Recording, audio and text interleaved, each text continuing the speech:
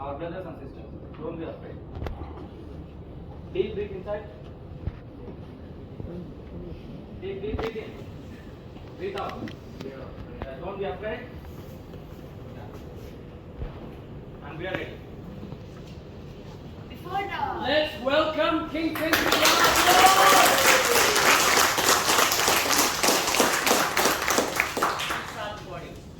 Before we get into the story, I just want to ask a few questions for you people. Did you have any hurdles in your life? Yes.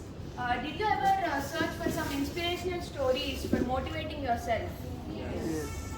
So I'm sure that everybody in this room is going to get inspired by her story. So once I let into the story, once upon a time there was a girl who was born in rural Mississippi to a soldier and an unwed teenage girl on 29 January 1954. Unfortunately, as soon as she was born, her unmarried parents were separated and she was left near her maternal grandmother.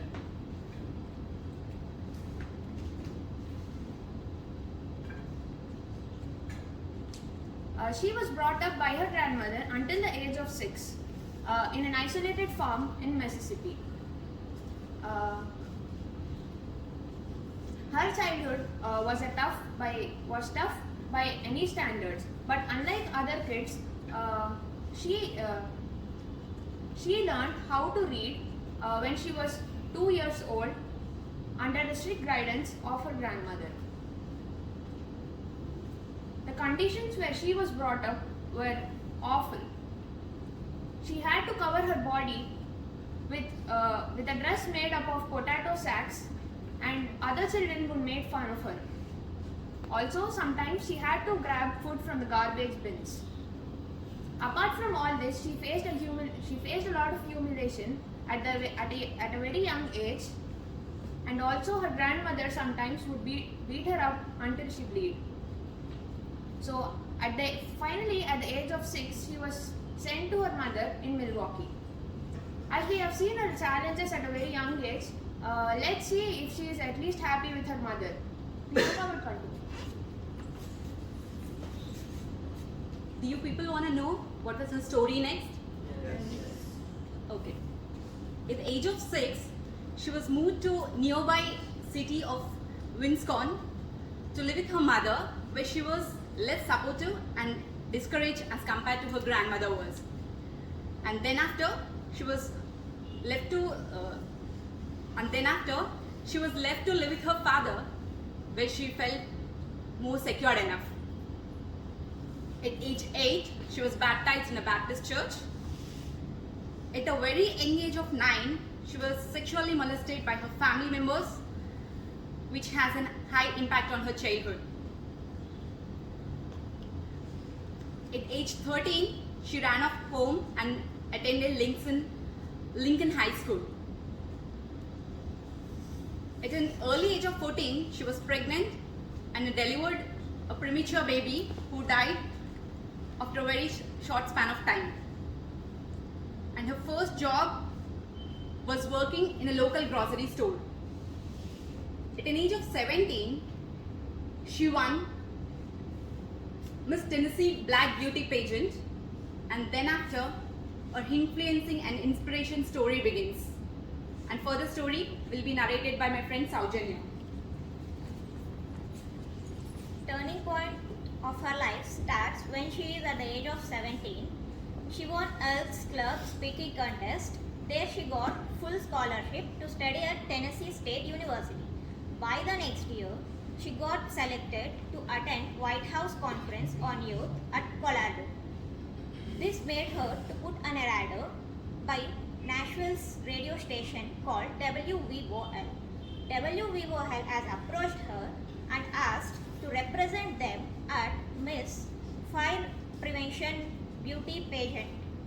And there she won the contest, and she is the first African American to win the contest. WVOL has also offered her a job as a part-time newsreader. Later, her part-time job has become a full-time. After a few years, she got an offer by Nashville's Columbia Broadcasting System with a channel WZZ-TV, and there she becomes Nashville's first African American female co-anchor for the evening show. After that, a talk show which is very poor rated, broadcasted on WLS-TV, has approached her and asked to host half an hour morning talk show called I Am Chicago. Later, within few months, the low rated talk show has become high rated talk show, and based on the popularity gained by it, the half an hour talk show is extended to 1 hour and the name I Am Chicago is renamed with her name. Other than this, she achieved more, and those achievements we're going to share by my friend Sri. Yeah, friends, I want to share you with her achievements in her life, major achievements as I can best. In 1993, she hosted an interview with Michael Jackson with 36.5 million views and fourth most watched event in her career. She also interviewed some other famous people like Tom Cruise, Sarah Ferguson, and Ellen DeGeneres, some other people like that, etc. In 1996, she started an on-air books club, and she started her own production companies like Harpo Production Inc. in 1986 and Harpo Films in 1990, and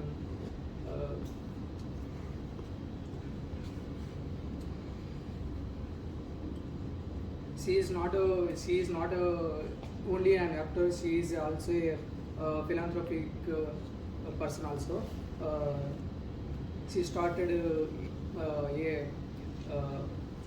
OPRAH's Angel Network, which is a charitable, which sponsors charitable activities worldwide, and she started a $40 million school for disadvantaged girls in South Africa. She gave her voice to some movies like some animated movies like Princess and the Frog and Leigh Daniels' The Butler and some other movies like that. And she was awarded with some awards also. The first award is Tony Award for musical revival in 1996. After that, she got Presidential Award in 2013 of Freedom. After that, she got Gene Humanitarian Award from Arts and Sciences of Acting. After that, she will be D. Millie Award for the Lifetime Achievement in 2018 also. And what she is doing now will be explained by Mr.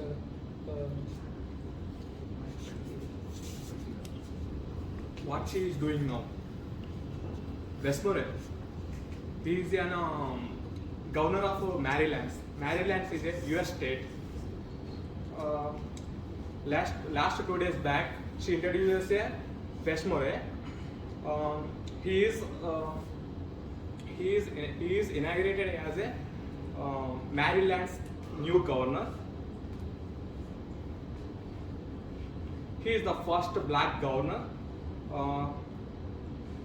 He hosted a show for her. She campaigned with him in last year's midterms. Now she is doing a film with Tyler Perry's. Her upcoming film in new Netflix. Proposed name is 6888, which tells a true inspiring story about only all black, and a female World War II battalion. Do you want to know about her? Later part will continue by Pramod. So guys, now that you've come to know all her hardships and whatever she achieved, you want to know what her name is? Yes? Speak louder. Do you want to know her name? Yes. Yeah. From being poor to world's first female billionaire, she grew because she believed in herself that her life is being fueled by her being, and from being molested to world-class influencer she grew because she never let her down, and because of her determination for the future. From being unsupported by her family to a philanthropist where she donates every day, each and every day, so that no person ever should suffer as she did. A philanthropist, an author, a writer, an actor, a voice lender, a dubbing artist, and whatnot.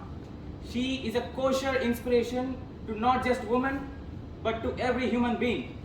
And she, my dear friends, is OPRAH GAIL WINFREY, the powerful and influential woman in the world right now. And what can we learn from her life? There are 5 things which I gathered what we can learn from her life. First one, your past will not judge your future unless you work on yourself, unless you start to work on yourself. Second one, never be careless at your education. Third one, understand about yourself and do whatever you want to do, and don't demean yourself at any point of time in the life. And fourth one, and this is very important in our every life, and I thank my trainer in 2013 to teach me this: you should be deaf to the negativity every time. And I request every one of you guys to repeat after me. Use your both fingers to close your ears. Do it now, no problem, do it now. Use your both fingers to close your ears and repeat after me. Say it louder. Be deaf to negativity. Be deaf to negativity. Say it louder. Be deaf to negativity. Be deaf to negativity. And this is our presentation. I thank you very much.